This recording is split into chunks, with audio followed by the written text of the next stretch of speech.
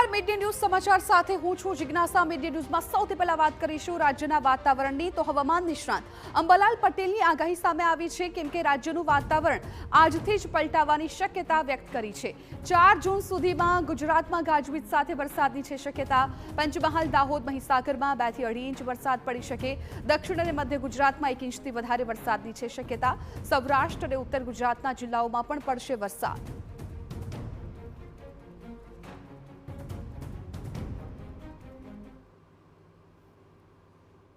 આજથી જ હવામાનમાં પલટો આવશે અને 4 જૂન સુધીમાં લગભગ પંચમહાલના ભાગો, દાહોદ વગેરે ભાગોમાં 50 mm કે તેથી વધુ વરસાદ થવાની શક્યતા રહેશે।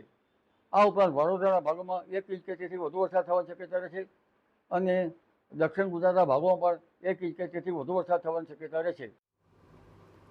તો રાજ્યમાં 8 અને 9 જૂને ભારે વરસાદ ખાબકવાની છે આગાહી। દક્ષિણ ગુજરાત, સૌરાષ્ટ્રમાં પડી શકે છે ભારે વરસાદ, તેવું અંબાલાલે કહ્યું। ભારે વરસાદ થાય તો અતિવૃષ્ટિ થવાનું અનુમાન। 19-20 જૂને પણ રાજ્યમાં અણધાર્યો વરસાદ ખાબકવાની આગાહી।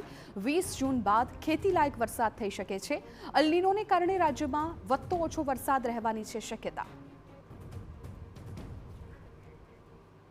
લગભગ 15 જૂન આસપાસ ગુજરાતના ભાગોમાં વરસાદ થવાની શક્યતા રહેશે, પરંતુ આ વરસાદ કોઈ ભાગમાં જ થવાની શક્યતા રહેશે।